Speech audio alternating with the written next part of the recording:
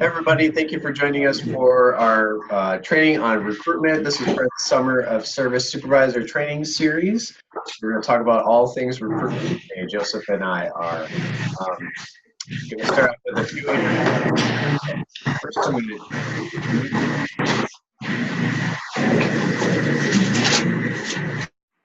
all right, mute everybody. Had some background noise there going on, and that's all right. Hey everyone, I am Justin Ellis. I'm the Assistant Director here at Iowa Campus Compact, and I'm being joined by my colleague, Joseph Green, who's going to introduce himself. Hi, my name is Joseph Green. I'm the AmeriCorps Vista leader serving with Iowa Campus Compact. We'll be talking about recruitment. All right, awesome. Thanks, Joseph. So we're going to, just to give you a little bit of background information, this is being presented by Iowa Campus Compact. Who are we, for those of you, just so if you're not totally familiar who we are. We're a nonprofit located in Des Moines, Iowa, and we do serve the state of Iowa. Our mission is to strengthen the capacity of colleges and universities, prepare all students to become engaged citizens. And we invited everyone here who are supervisors, who are new supervisors, maybe you are returning supervisors and you just want a little bit of additional information on things like recruiting, to kind of provide this training in order to help you to understand what are some great ways that you can recruit college students into your specific positions. We do have a lot of folks coming from different programs that we're operating across the state.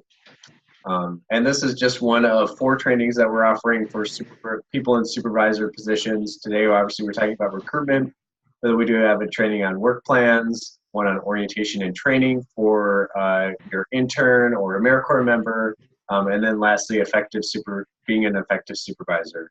Some kind of tips and tricks on things that you can do in that area. We will send out registration links if you haven't had an opportunity to register for the other trainings. Send those out in a follow-up email, but just know that those are coming around the corner here. So what are Joseph and I going to talk about today? Well, we're going to walk you through the stages of the recruitment process, talk in detail about the plan, market, screen, interview, and select. We're going to touch base on some of the differences on recruiting for summer positions or internships as compared to maybe a full-time staff position or maybe even a full-time AmeriCorps position. Send out some quick reminders, and then obviously questions and resources at the end.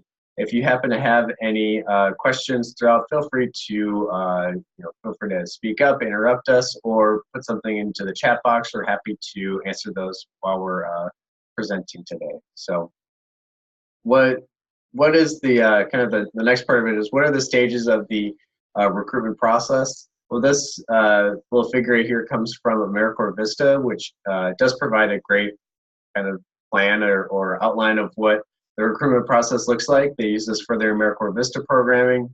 And you can kind of see here, it is a wheel where it starts on kind of wherever you are. I would say start with plan and then move around the circle. But today we're going to start obviously with plan. So determining where skills and identifying where you need them. So where do you need somebody in your organization?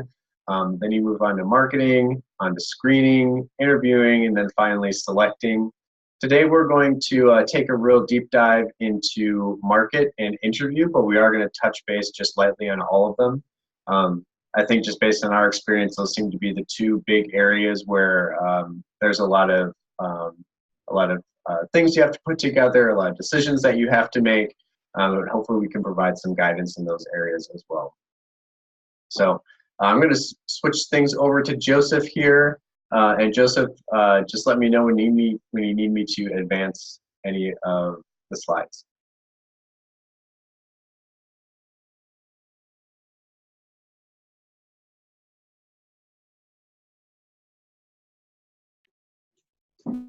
Awesome, thank you. So the first part, like Justin mentioned, is planning. So then things that we've found that you're probably familiar with is creating a description of the position, something that you've had to do or working on, and you'll already have by the time that you're recruited. So, looking at the description of the position that you're recruiting. What are some things that are important to that position? What are your desired criteria in the candidate? So there are different skills you want them to have. There might be certain education requirements depending on what the position is, as well as it's always nice to have someone that actually has an interest in the types of activities the position is doing. An example would be, you know, who is a student and going to school for education, being in a reading corps program would be very beneficial for them. And so finding something that's a good fit, not only for the organization, but also for them, help you to have the best experience. One other way that this can be done is by envisioning who your ideal candidate is. So in doing so, you want to look at what different attributes does the individual have, as well as what are the desired and necessary attributes. On this slide, we've got two columns, and I would encourage you to, you know, write this out on paper or in a Word document, however works best for you. But list out, you know, what are your desired attributes that you want in your potential candidate, and then what are the necessary attributes. The difference being, you know, some things we might like and nice, but we're not going to get the perfect individual every time, right? And so we want to make sure which things are necessary and make sure that when we're looking for candidates, and this especially comes in when we're doing interviewing and such, what attributes are the most important, and then prioritize who we're selecting based on that. And so this is just a helpful tip when you're trying to initially think of the and then will help out throughout the process.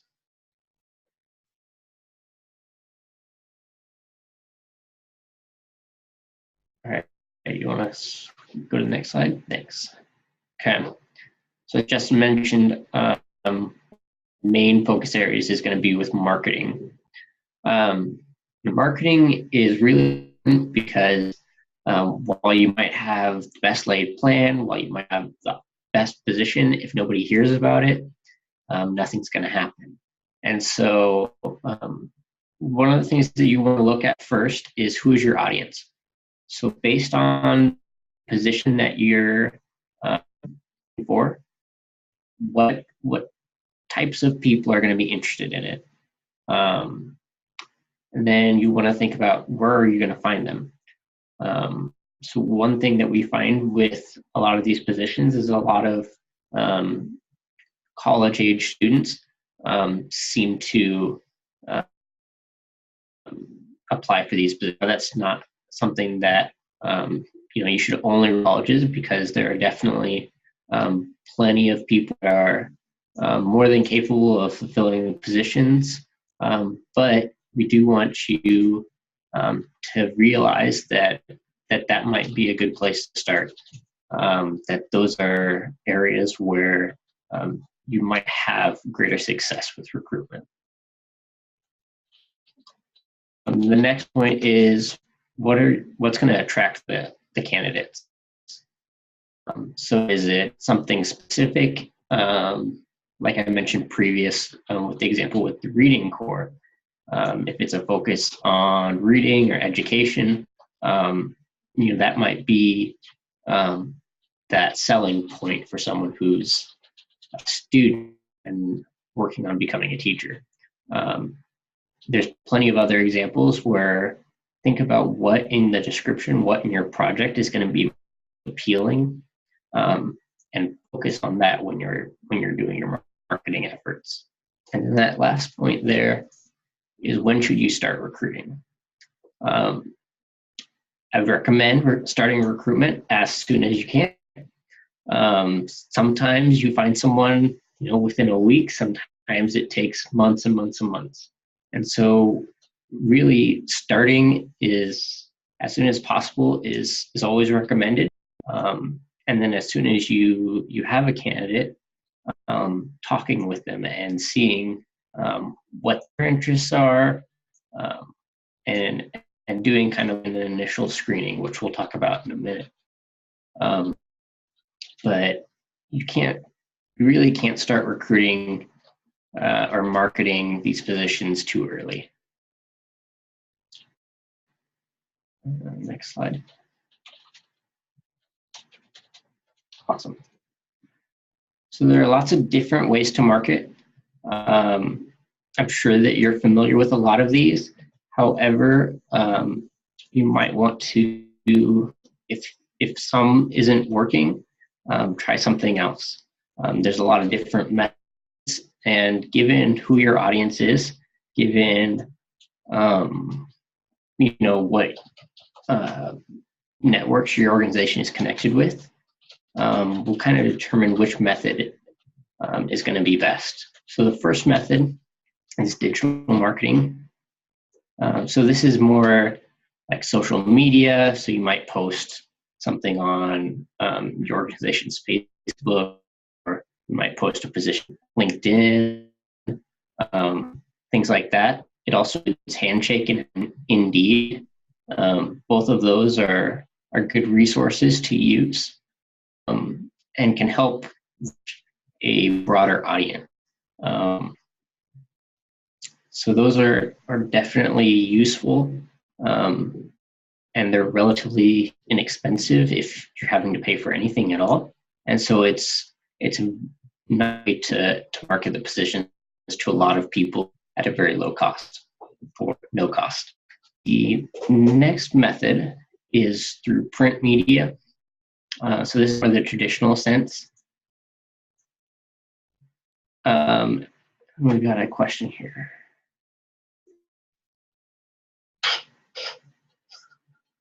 So Sarah says, if we are using FormStack and someone submits an application through that, will it be forwarded to us, or is there a place we need to go to check those? It's a good question. Hey, Joseph, I can chime in on that one. So we've set up the system so that way it forwards anybody who applies for your specific position, the application is going to be forwarded right to your email inbox. So you'll get the full application, you'll have a link to their resume, as well as the other information that's included in that application. Awesome. Yeah, so we try and make it as easy for you as possible. As I was mentioning, next area is through media. So you print off some flyers, and if there's like a local college, you could talk to them and see about putting a couple flyers in different areas. Again, targeting maybe the buildings where students are going to be most interested. So if it's a reading corps example, and there's a specific education building on the campus, you might want to put flyers in that building as opposed to engineering, because that might not be as prevalent, although you could still get some really good candidates there. So use your best judgment with that, depending on how much time and effort you're able to devote towards marketing. The last point is face-to-face. So your organizations are already up and running. They're doing great things. So who do you already know that could fill this spot? So this means someone that you already have volunteering at your organization, and maybe they're interested in just taking that free volunteering opportunity and changing it to an AmeriCorps position for the summer. That's a great way for them to have a couple extra benefits than just volunteering for free, and they're still to get that professional development as well. And so think about the volunteers that you have, and definitely include them in your candidate list. And then also think of who's served previously. So we had somebody who served last year, either in a volunteer position or an AmeriCorps position or whatever, and hopefully some contact information for them, or you have some way of connecting with them, and see if they're interested in doing something similar again this year. Chances are, if it's somebody that you thought did a good job, you already kind of know their work ethic and things, and so this can really speed up your recruitment efforts. It's something that we would encourage.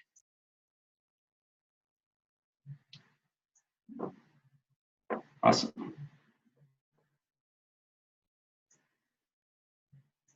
All right. Well, thanks, Joseph, for telling us about planning and marketing. So now we're going to switch things over to screening, interviewing, and selecting.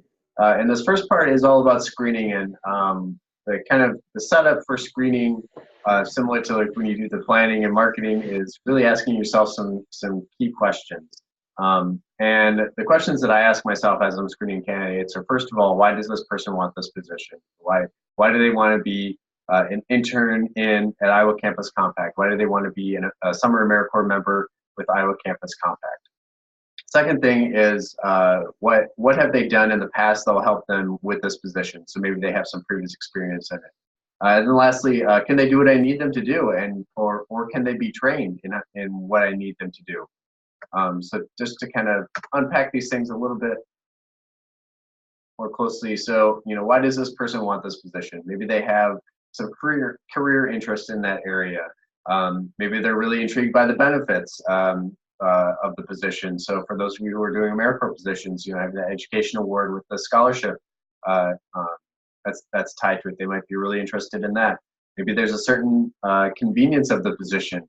For that, I'm thinking about maybe they're already located in the town that you're in, and perhaps they don't have career interest in the area that you're looking for, but maybe they're interested in the benefits. They're good. They're a hard worker, and it really works out with their personal life in order to have to work at your nonprofit that's just right in the town that you're in. So maybe that's something that you value as well, and would select someone with that type of background. So obviously, the career interest is kind of the thing that we're always striving for, and certainly the thing here at Iowa Campus Compact that we're trying to do. But know that there are other things that are motivating folks to apply for these positions as well. So what have they done in the past that will help them with this position? A couple of things to think about. Certainly their work experience. So maybe they have worked at other nonprofits or have other work experiences that are related to what you're doing. With younger folks, perhaps they don't though, but they might have really good volunteer experiences that can really help them and benefit the projects that you need to complete. And then lastly, always course experiences. Maybe they've done service learning courses or had some experiential education with doing projects that are related to what you're asking them to do. And those sorts of things can be really beneficial. And then the last thing, can they do what you need them to do, or can they be trained? And this is kind of where you're making those decisions based upon understanding their interests as well as their experiences to see if they can really do what you need them to do, or they can be trained, or maybe you need to adjust what you need them to do, or maybe you need to adjust your project goals, those sorts of things. We'll talk about that here in a little bit more too. Kind of the next part of screening so after you've kind of put together this idea of you've figured out the desired versus necessary attributes of a person, and you've put together how you're going to kind of screen folks and what you're looking for, and if you're going through applications and you're looking through everything, one thing you might need to ask yourself is do you need to conduct a screening interview? Sometimes a phone interview, just a quick little phone call. So I've done these in the past for some of our positions in our office. In situations where I've gotten a lot of strong applications, or a lot of strong applicants. Maybe you're new to the process and you just want some more experience in the area, or maybe you're kind of on the fence about applicants and whether or not you should move them ahead to the in-person interview process, or the next part of the interview process. So those are some things that you can kind of think about, like, should I need one, or is this something that I should consider doing? And what is it again? That's kind of screening interview. It's a 10 to 15 minute phone interview. that assesses the candidate for really their interest in the position and your organization and their skills and ability. It's pretty quick. It's not a full in-depth behavioral interview or anything like that. It's just trying to assess what they put on their resume, where there are a couple of key points in there that you just have a few more questions about, and you want to assess them whether or not they should move forward in the interviewing process. So now that you've kind of assessed some applications and you look through them and you've decided who maybe goes forward into the interviewing process, you're actually going to move forward. You're actually going to construct that kind of interview experience. But one thing I wanted to really make sure that hopefully you understand as part of the interview experience is that you want to create an interview experience that helps you to answer the following questions. Again, going back to these 3 questions that I said, why does this person want this position? What have they done in the past? And can they do what I need them to do, or can they be trained? And really just thinking about, what information can you get from this person that will help you answer those 3 questions? So one thing before we kind of dive into the next part is I just wanted to throw out a question there is, what sorts of information do you need to know about someone to make a decision about who to select for your position that you're recruiting for? Just curious if you all could share maybe something in the chat box. Feel free to unmute yourselves. Just curious, what sorts of information can you think of right now that would be really helpful and beneficial for you to get out of an interview to help you make a good decision on that candidate? And you can think about this in terms of what Joseph had talked about earlier in terms of the desired and necessary attributes. So, someone put in there, do you have experience working with children? That's a great one, especially for our summer reading positions. Previous experience working directly with kids, yes. And I would also add experience working with kids, but also an interest in working with kids too. So I guess I think if we've heard from a couple of people before where they have worked with kids, but then they learned that they had 0 interest in moving forward and becoming, let's say, an educator or something like that as a result of that experience of working with kids. Demonstration of organizational skills, yes, always important. Anywhere you go, you want someone who's going to be very organized. So thanks for your quick responses. If everyone has anything else that they want to share about things that you're thinking about as you're selecting someone, feel free to put that into the chat box. We'd love to be able to have everyone kind of see your experience as you're walking through your interviewing process. So a few things I wanted to talk about when it comes to interviewing is just kind of setting it up on the logistics side. So who needs to be there? Obviously the hiring manager, that person that's going to make the decision on who's on their team. Other persons, you might have a selection committee. They might have direct coworkers who would be working directly with this person. Certainly you would want them to be part of the interview experience. Maybe if you don't have those sorts of positions or people available to you, certainly consider having a volunteer who has maybe volunteered with your organization for a while. Certainly a board member would fall into that.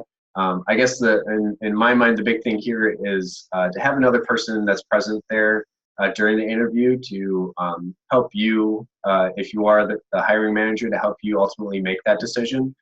So that way you're not doing it all by yourself, and you can kind of get a second set of ears or eyes on the situation to make sure that you have an understanding about you're making it as well as an informed position as possible. So when it comes to scheduling, there's always the question of, for those big interviews, should you do it in person or over the phone? Because you might have some people who are traveling across the state. I've done both. I think the only thing that I've always advised is if you're going to offer to one person to do it over the phone or over Skype or Zoom or whatever, some sort of video conferencing or something like that, make sure you make that opportunity open to everyone. So just making that an equal opportunity across all the applicants that you have coming in. Likely a lot of folks might choose in person, but you would just want to make sure that everyone's having that equal chance there. And then the next part is just kind of thinking about the flow of the interview. So if you've never really conducted or facilitated an interview before, this is just kind of a nice little checklist that you can think about as you're putting everything together. So First thing you might want to do is do a quick little tour of the work area. So you have someone meet them at the front door, the applicant at the front door, and then you do a quick little tour of the work area. Then you sit down and you have your interview and you do introductions with everybody that's in the room. You're trying to make everyone really as comfortable as possible, maybe offering water, those sorts of things, just making sure that everyone feels calm and relaxed. I think in my experience in doing interviews, folks who are walking in and doing interviews, they're often very, very nervous, especially the younger they are. And so just making sure that they feel really comfortable. Make sure that you introduce that candidate to your organization, tell them a little bit about who your organization is. Hopefully they know enough about your organization and know why they wanted to apply for that position, but just kind of covering your bases and making sure that you're sharing that information with them up front. Also walk them through that position that they applied for, and make sure that you provide enough information so that they have a good rough understanding about what the position is, what you're asking that person to do in that position. And then you go through the interview. So I guess the big point here is, notice there's 5 things you have to do before you get to the interview in order to kind of give everybody a bunch of information, make everyone feel comfortable, and just have an interview experience that shares a lot of information as well as gives you the opportunity to get a lot of information. So, at that point, we're at the conduct interview phase. And then this is something that I started to do recently was I do an interview activity, and I'll talk about this a little bit more, but this is where I have the person who I'm interviewing, or all the people who I'm interviewing, I ask them to complete a short little activity that just gives me another sense of the type of work that they can do. And then lastly, give that candidate an opportunity to ask questions, so that way they have the chance to, if they have any questions about the position or about the organization or workplace culture, those sorts of things that they can ask in there. So when it comes to putting together questions for the interview, there's kind of 4 essential questions that I really lean on that I think are just essential for every interview that I do. First one is, can you complete the tasks in the job description with or without a reasonable accommodation? This is just providing them with an opportunity to request that reasonable accommodation, especially should you move forward and make them an offer. Obviously, they can make that request anytime that they're actually employed at your organization, but you're just providing that upfront. So that's truthfully, that's the first question that we ask at Iowa Camps, come back to any applicant that we interview. Second one is really just tell me about yourself. It's really just more of a give me your quick pitch about who you are, why you're here. You get some pretty interesting responses. What interests you about this position? So why are they interested in being there is kind of what you're trying to assess. And then what are the day-to-day tasks that you're completing in your current or most recent position? To me, this is a really telling one. This gives you a lot of great information to understand, what are they doing right now in kind of a day-to-day function that can help them be successful in the position that I want them to be in. And so it can give you a good sense of identifying for me, it's always been what are the areas where I might need to train them a little bit more on, or not focus as much on the training element side. So if they're a really strong candidate, this can give me a sense of like, oh, you know what, if I'm putting together an orientation plan for this person, I might not need to talk about these 3 things as much as I would expect. I'll still go over them, but I won't go over them in as much detail. For those of you who are recruiting for and interviewing for AmeriCorps positions, some things you might want to share there is certainly share that time commitment. So if your position type does have a specific time commitment, that kind of 300-hour, make sure that you're sharing that. Same thing with like start date, end dates, those sorts of things. Next thing is that you'll want to share any sort of enrollment requirements, and this is really true for AmeriCorps positions because they do have some specific ones around citizenship and background checks, so you want to make sure that the person understands those.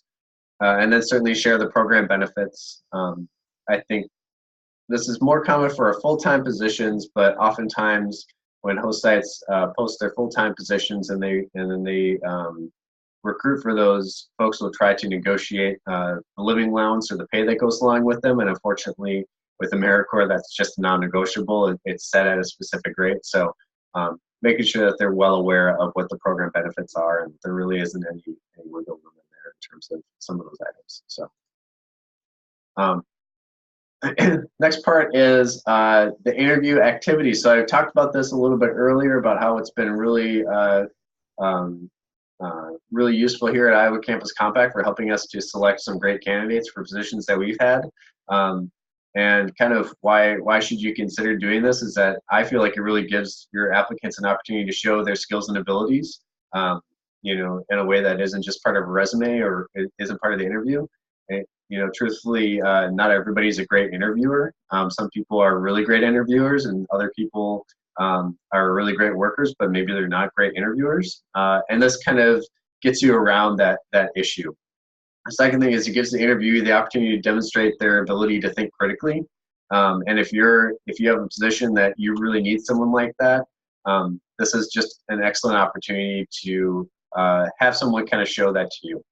So if you need someone to look at something and interpret it and then apply it, those sorts of things, this is a great opportunity for you to ask them to do that and to show it to you and not just talk about how they could possibly do that. And then obviously demonstrate hidden knowledge, talents, or skills. I always think of design, you know, organization as Sarah had mentioned in the chat box, project planning, those sorts of things. You know, those things can kind of come out. And especially if you're at a smaller organization where maybe you don't have like a graphics designer and you have someone who comes in and who has some really great design skills, like, you know, maybe you'll switch their project plan to where, you know what, we're going to use you for helping out with the project that we originally wanted you on, but then we also want you to support and develop some design tools for us for outreach or future outreach or something like that. Like, that's a great way to use someone's hidden talents that maybe they weren't telling me about this. And actually, we did this at Iowa Campus Compact, where we hired someone for their evaluation skills, and she put together a great evaluation of one of our programs. So, you know, I think those are great opportunities for you to be able to find the hidden talents of people and to be able to think about how you possibly use them to benefit your organization. So, how do interview activities work? Well, some advice from my experience is to make them pretty short. You know, you want them to be something that somebody can put together pretty reasonably and pretty quick. You want to make them, especially for these summer and part-time positions, you know, it should be something that they can put together in just like an hour or something like that. And it really should be representative of an essential project or duty of the position. You know, it should ultimately lead into what they're going to be doing. And then last part is helps them kind of get started in their job, helps them get started in that position that you're asking them to do. You know, I think those are kind of the essential things, is they really don't want to be wasting their time, but you also want to give them something that's going to give them a leg up into starting the position. So, and I mean, truly, that's why you're hiring them, is to do the job that you want them to do. So why not give them an opportunity to show you how they could possibly do it? So this is just an example that we used for one of the positions that we hired for a while ago. Write an orientation plan for your AmeriCorps Vista members. You should address logistics. You know, basically, this person is just putting together an orientation plan. They weren't actually delivering the orientation. They were just kind of saying, like, well, how would I do this? And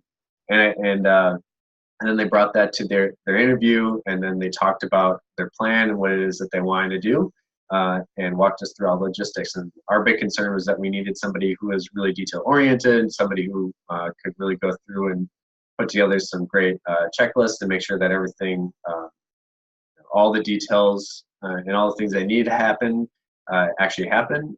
And you know, by doing this activity, we're able to kind of hone in on who were the people that we felt like were really able to do that. Joseph says that's a great activity. Yep.